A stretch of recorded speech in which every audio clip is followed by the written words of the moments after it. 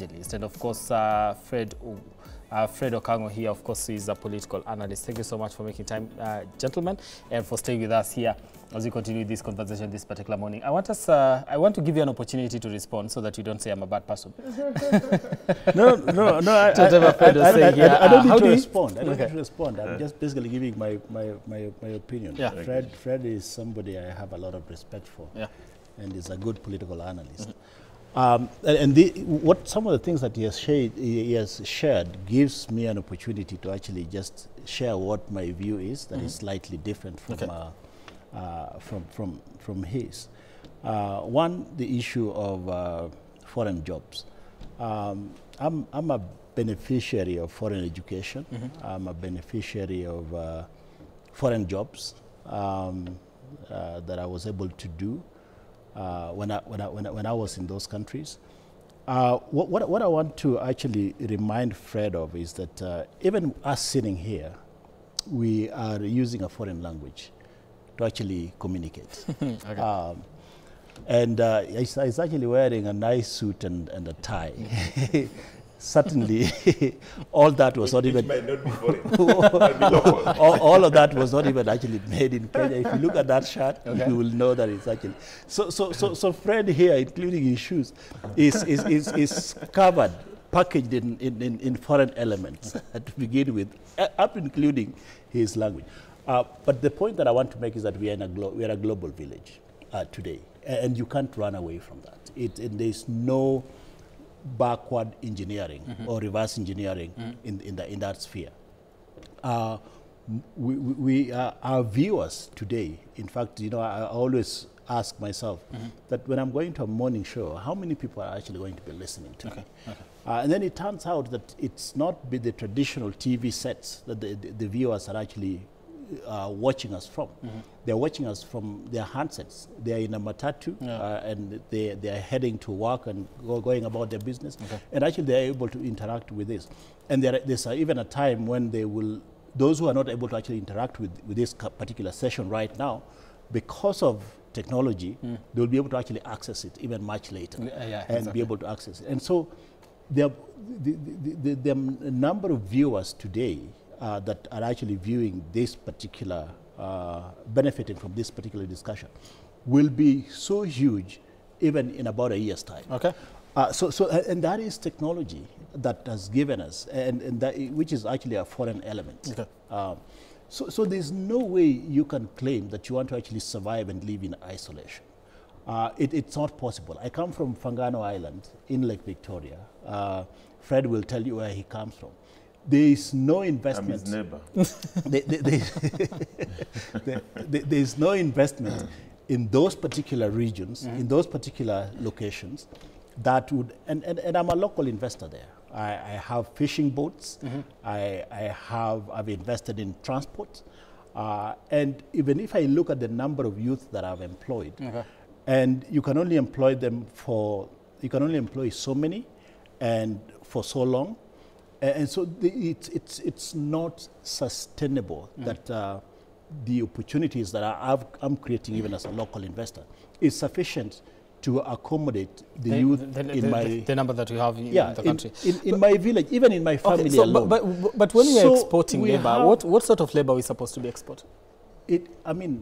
So look at it. And let's go back to what Fred was saying about cement. What sort of jobs are we expecting, even in construction, what sort of jobs are we expecting to create for our youth in construction? I'm asking you a question. You have asked me what sort of labor. They're plumbers. Exactly. So they are plumbers. They're builders. They're builders. They're those who are actually going to be carrying cement from ground floor to fifth floor, and those casual opportunities. Those are the kind of jobs that we are actually expecting them to do here. I am telling you that I'm a beneficiary of foreign jobs. When I went to school in the U.S., I would do what you call those menial jobs to actually even pay for my school fees and be able to be who I am today. So we cannot be saying that, okay, fine, a young person who is carrying cement here or who is doing koroga here, because when you're doing when you're doing construction work, there are those instances where you actually bring in a lot of youth one morning to actually do koroga. All right. So a young person who is doing koroga here, taken to Germany to actually even at minimum sit in senior citizens' homes to watch over them and be able to actually earn money and repatriate that money back to the here. community. Okay. That is serious involvement, as opposed to actually just having that person sit. No. Okay.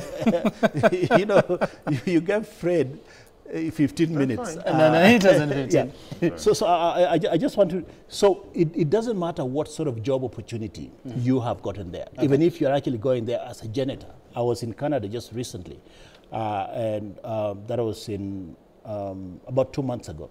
And I was at the airport. I'd just gone to the bathroom. Coming out, I met a Ugandan. I didn't even know that he's Ugandan, but he looked at me and we started conversing. This was a janitor. People that we always bypass. In fact, you don't even talk to them. When you go into the bathroom, you don't even talk to those guys. And I started talking to this guy, and he told me that he's been doing that job for about 20 years. And he actually basically exposed me to what he's been able to do back home. He became my friend. I even went and visited him at his house. His one-bedroom house where he has lived for the last 21 years. He went to Canada actually through Kenya. And he's a janitor there. And the guy basically showed me what he's been able to do in Jinja, which is actually his original home, how he's helping his family, how many people that he's been able to actually support, school fees that he's paying. And that's because of the work that he's actually doing in Canada. So I don't think that Fred should look at that. And then when you're talking about investors, Fred was in the forefront of opposing Adani. So you cannot be opposing investors on this side, and then at the same, just because you're talking of, that there was no sufficient public information for us to actually make a decision. I mean, investment decisions is not made by the public. Investment decisions is made by the businesses. And one point that I actually want to make on investors, as an investor myself, and our decisions to invest is not driven by how many jobs we want to create. It is driven by what sort of ROI, return on investments, I'm able to get. The word there is profit. So we're not here for 1 second. For public good. I agree with what Dr. Matunga is saying. I agree 100%. I am not saying that it is wrong to take our young people to go and work outside Kenya. He says he's a beneficiary. And I know him, that is true. He also says he has benefited from education outside. Equally, myself, I've done that. But what I was saying is, how do we ensure that even those who are going to work outside, they come and invest back in the country, even through shares, buying shares in a company. Because you have money there, you put it in a shares here. Then those shares, if they go down and that one company go under, and there's a takeover, for example, and I'm giving an example in a cement industry, how do you ensure that an investor who is coming to resuscitate is an investor that can give a breakthrough, is an investor that can give post-investment capacity, an investor that is credible. So that Mark Matunga, when he brings his money and he buys shares in a cement manufacturing company, and those shares for one or two reasons are mismanaged, as he works in the US, he wants an investor in Kenya who is credible, who has proven that he has done elsewhere in the African countries, Europe, the same thing, and he can do social justice to the CSR. Because, Mark Matunga, you cannot bring your money that you have worked so hard in the foreign country to come and make losses in this country. So in whatever you invest in here, that investment must also succeed. For it to succeed, you must have a conducive environment created by the government, a conducive environment created by the majority shareholders of where you're investing, a conducive environment created by the investor himself, who has proven that he can actually deliver on the product that you're investing. I want us to shift this conversation. There's a figure you threw out here of 120. Hidden charges. Hidden charges. Let's call them hidden charges. I actually would support that cost.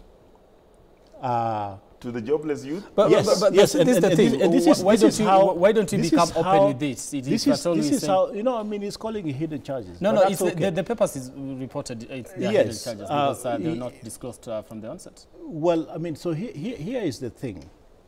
When you get a job in Germany, and I participated in some of these things. Okay. When you get a job in Germany, and you're supposed, and plus, by the way, I'm planning to actually set up a German language program in a TVET institution next to my home. So that, because there are jobs there. I mean, people in those countries are not interested in some of the jobs that we would be interested in to actually get income. Okay. But if I'm going to Germany, there is air tickets that I have to pay. There's accommodation that I have to pay, at least in the initial stage. What I don't agree with is when the agencies are asking for that money up front. Okay. But to actually apply it and say, okay, fine, we will cover your cost to go to Germany, All right. pay for the ticket and accommodation for the first month or so until you get your money and start paying back this ticket. That is fair. All right. And that I believe that is where the 120 actually comes in. And so the media also stands accused. I want us to shift this conversation and focus on something that was happening yesterday in Taita Taveta. President William Ruto yesterday did, criticize people that, in most cases, and I'd like to say people like Fred because they've been in opposition. Why are you opposing everything? That is the question. Why do you oppose everything? That is the question the president was asking. They've never known And, how to be in he government. was asking the issues to do with Adani, you celebrating why Adani deal actually failed, issues to do with the university funding model, issues to do with SHA, and even went ahead to say, even kupeleka sadaka kwa kanisa, you get opposition with that. I want to hear from Fred and today. now says it's kuna pepo flani. There's a evil spirit There's somewhere. a demon. You know, So this is my question: who exactly is, is it the people or is it the president? If at all you're getting this much opposition, who is the problem here? The problem is Fred and his people. Because, we were brought up in a situation whereby for us it is no to everything, especially anything and everything governments. I join my president in asking this question. Why do we just have to actually oppose anything and everything? Is there Sure. do you believe Sure. Kenyans don't have a reason to oppose? No, they don't have a reason to oppose everything all the time, anytime. And that is why my friend here, Fred, makes a living and sustains relevance. Because you can build, and especially for lawyers, you can build a case against anything, anyhow, and still be able to argue around it and appear like you're actually making sense. Because But if you are making sense, then it's upon the government to try and police it. appear. Remember the word. Remember the word appear to be making sense. We can't oppose everything. I mean, SHA is definitely a good program. It definitely has teething problems, but we'll actually be able to transition and eventually make it work. I'll give you an example of Obamacare in the US. It had its problems. Obama came to the people and told them, yes, we're having challenges. There was even a technical glitch that costed American taxpayers a lot of money. But the government sustained and continued, and it's definitely today a working program. Okay. Today in Kenya, the SHIF and SHA programs are basically good programs. They have their teething problems, but will actually overcome it. The other problem is that we don't even celebrate what works, and that is why we're even asking the church today, who are actually saying, because they're the same clergies who give us front seat when we go to church. When I appear in any church, I'm given a front seat. Why? Because they know that Mark Matunga, and if you look at the messages that I get, and Fred will confirm this, every single day, up to this morning, I got a card, an invitation card to a Harambe at a church. This morning. So, but maybe the problem with you you is wonder, you're not going to spread lies in church. I'm not saying anything. No. I mean, of course, the fact that we actually go to church, you know, we are learning. We are not we are learning, but we are used to saying no to everything, up to including right now when Fred and his entire brigade are in government. Right in government. But so sitting there, because this is not just the opposition. I think it's you know, even the church itself has gotten itself on the other side. You just can't call the, you know, it's not political that you say now it is Fred and his people. Who are his people? Because it's it cuts across board when it comes to no. He knows. He'll tell you. When it comes to this opposition, these are things that have been raised by Kenyans. No, I mean but that's what I'm telling you. In Kenya, we oppose nearly everything. Anything government is supposed to be bad. And yet, didn't you just basically show a clip here where a lady was saying Sirikal Saidia? Just this morning, because we have floods. So when there are issues like this, we actually want government to come in. When government is actually trying to formulate policies, programs that actually are supposed to be beneficial to us as a people, we say no, and we even say, oh, it is shrouded in some sort of mystery. When our Fed's party leader, who I respect a lot, decided that he's going to AU, and we are supporting him, and then he decided to be quiet. So Kenyans decided that we have to find somebody somehow to actually oppose anything and everything. Because no, Kenyans just woke up and decided, okay, so it has become upon us to now start checking the government, because now they are shareholders in this particular government. Let me come to you, Fred. Amoy, Mark is speaking the same language I speak. The only thing he has not realized that, in life there are also those Damascus moments. And I want to tell Mark to go to my Twitter handle and check what I said on November 30th about specifically the church. And that should give him a hint of what Frederick Okango thinks currently. And I understand what the president is saying. He says that his administration currently has been confronted with an opposing spirit. Mark Matunga heaps that spirit on us, that we are the opposers and we're in government. But let me tell you, Mark, I have never believed that you just oppose for the sake of opposing. But I've always told the government of the day that the challenge that the government of the day has today is communicating their agenda in a language that is efficient and effective so that the common man can understand. Shiv Shah, Adani. Raila Amolo Odinga came out in the public and explained that these Adani, we have seen what they have done elsewhere. Maybe they are just like any other investor. Give them an opportunity. And that's why I gave an example by this cement manufacturing. They are competing offerers. Give opportunity to the offerer that has proven that he has a comparative transactional advantage. Now, let me tell you,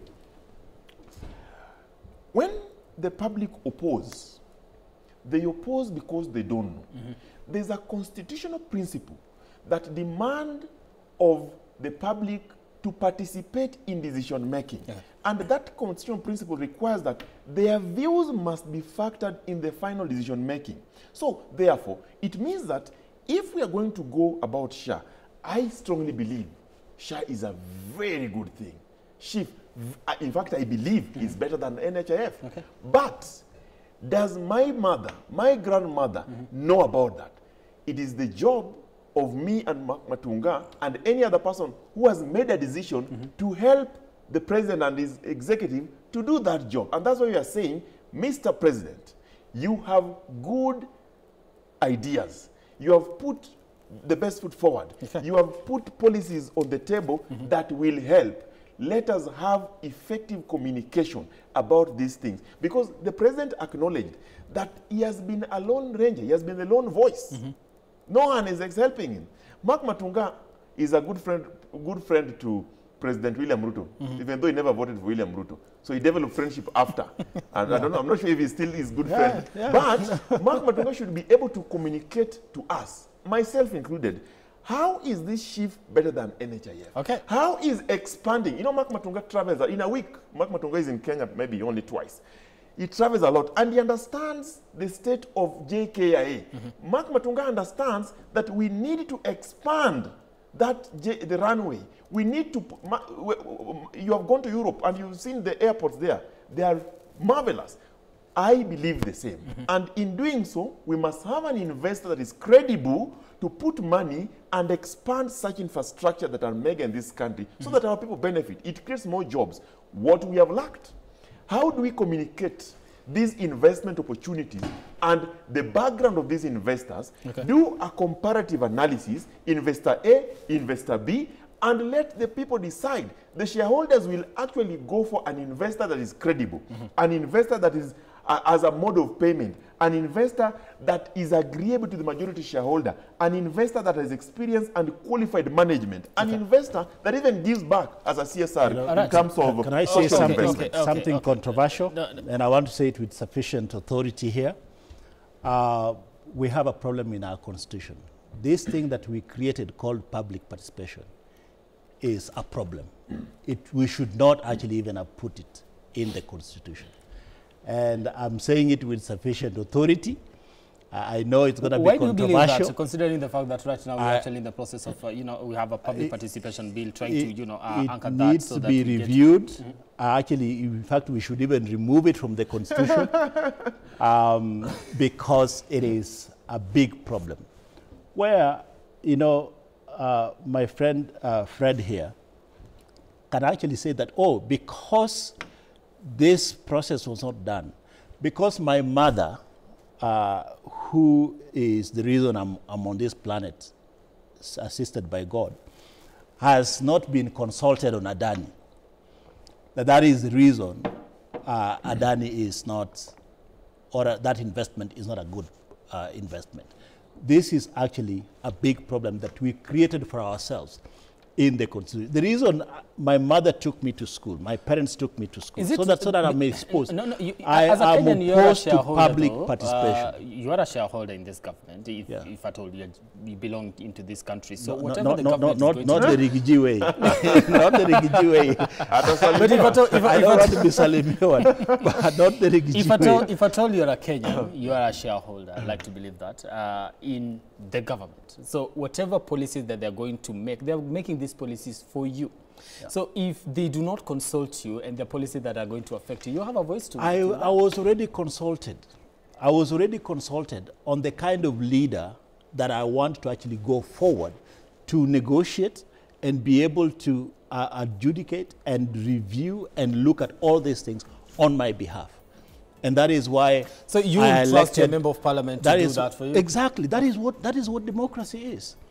It cannot be that we want Adani details discussed in parliament, and then we also want the Adani details discussed in Mauta village, in Mfangano Island, with my mother, so that she can say it is yes. Dr. Mark, do you believe the leaders that you've elected could actually be wrong sometimes? Exactly. I mean, it could be wrong, but that is what we elected. And if at all they are wrong, are you not supposed to correct them? For the period of time. How is my mother going to understand? How is my mother going to understand that? Mark Matunga must apologize to the public for demanding that we do away with a constitutional principle that has enabled him to speak on this show. Change that constitution. If it were not for public participation, Mark Matunga would not be speaking here, because it is participation of the people that created an opportunity for free speech.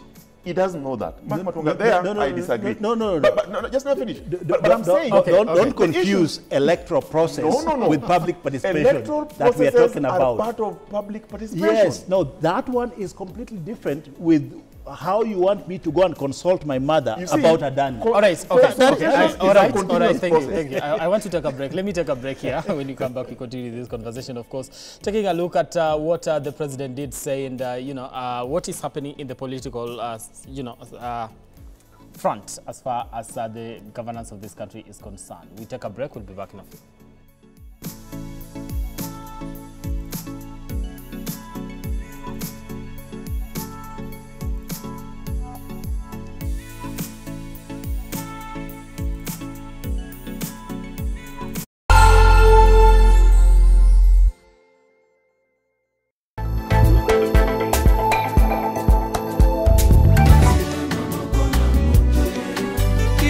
nyama pateme ya bolingo natie maboko na moto natini bolingo ta elali selio miso ekoki olelisa kaka miswango lisusu naleli nga Barbara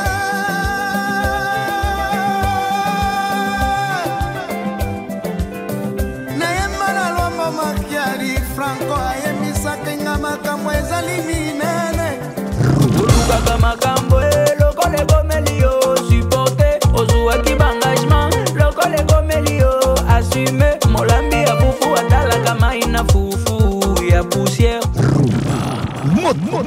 ekizima yozali nteba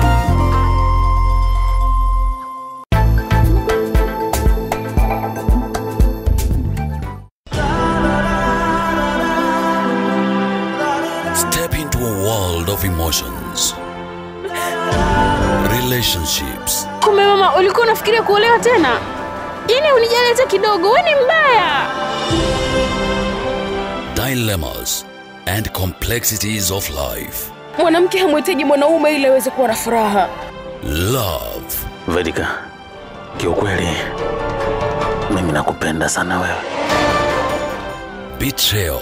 Mimi nilikupa kila kitu ambacho wewe ulikuwa unakihitaji. Lakini leo umeamua